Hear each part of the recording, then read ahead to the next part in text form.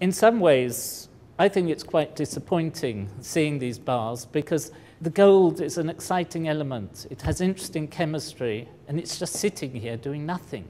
It's enormously impressive, but it's a bit sad, rather like a mausoleum where the dead gold is sitting, waiting for people to remember it. Could be doing exciting reactions and so on. We're in the vault, the bullion vault of the Bank of England. I've never seen so much gold. In fact, I've never seen so much of any element. So we're standing here, and each shelf here has got a ton of gold, which is worth £35 million at today's price. Tomorrow it might be worth even more. It's very secure. We've been through a whole series of security checks. No money is allowed here to make sure we don't take anything out. And so we're both really excited to be here. So the camera may be shaking with Brady's excitement. I've never seen large lumps of gold, and to see it all round is extraordinary. One's first reaction is that it can't possibly be real, because normally you don't see such things. Looks like chocolates in the duty-free at the airport or something like that. But these really are solid gold bars, and it's quite extraordinary. There isn't any smell because metals don't smell, and it's very quiet because of the thick walls and to keep it secure. The weather's been very cold recently, and I was ready to be shivering, but it's nice and warm. But I suppose gold colour also gives you a feeling of warmth, so it may be partly psychological.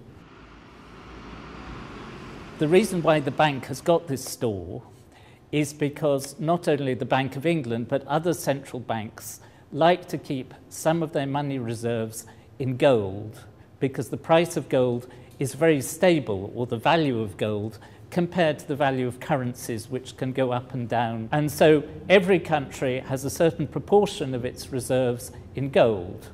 And if you look at the statistics, the UK at the moment has about 310 tons of gold in its reserves. But there's much more gold here than that, because it belongs to all sorts of people, not just to the Bank of England. This vault is part of a complex of different rooms. I haven't seen the other rooms, but all together, if you look at the bank's annual report, it's worth £197 billion. That is £197,000 million. And that's quite a serious sum of money. The people buy and sell the gold, and each block of gold has its own number, like your car has a registration number. And when people buy and trade the gold, they don't actually take the bar home, but just that number is transferred from the seller's account to the buyer's account. And the gold just sits here quietly.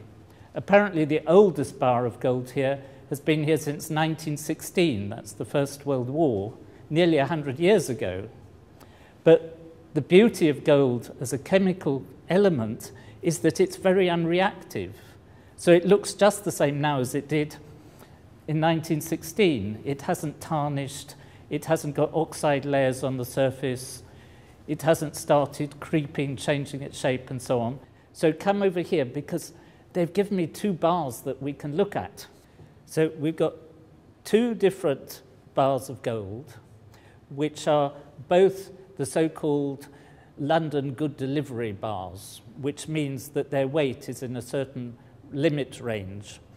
And in fact, each of them has its precise weight put on them in a rather strange unit called a troy ounce. So this one is 399.100. This one was made in Australia, and this one apparently came from Switzerland and is slightly heavier, 400.075. I must say this one looks much nicer. It's polished more, and this one looks a bit like a loaf of bread, but it's rather a miserable loaf of bread, but a pretty fantastic lump of gold. Now, one of the things you know about gold is that it's really heavy, so I'm going to see whether I can actually lift this with one hand. And I can sort of lift it, but not easily. Two hands, it's quite easy. So this weighs, each of these in more understandable units, weighs something like 12.4 kilos or 28 pounds. So for those of you who use imperial units, that's 2 stone. Each of these is worth about £435,000.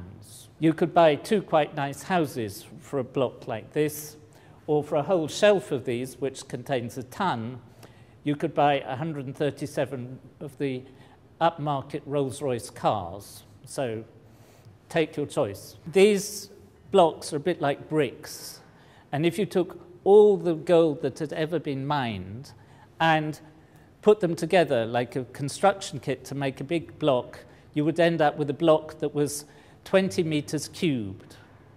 That's 60 feet on each side, which would easily fit, for example, under the legs of the Eiffel Tower.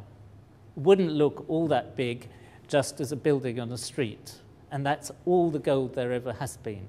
I did a little calculation on the way here that I weigh about the same as 6 of these bars of gold, which means that if I were worth my weight in gold, I'd be worth a bit over £2.5 million. I was a bit disappointed, thought I might be worth more, but still. So not only would all the gold ever mined fit here under the legs of the Eiffel Tower, it'd fit here quite easily. By my reckoning, that cube of about 20 metres in each direction would probably fit 3 times from there to over there. Same for each side. And you could probably stack it on top a few times as well. So not that much gold. Now we actually filmed a bit more on the vault we haven't used, so stay tuned, we might use that soon. In the meantime, we've made plenty of other films about gold, we've evaporated it, we've dissolved it. You can check them out also.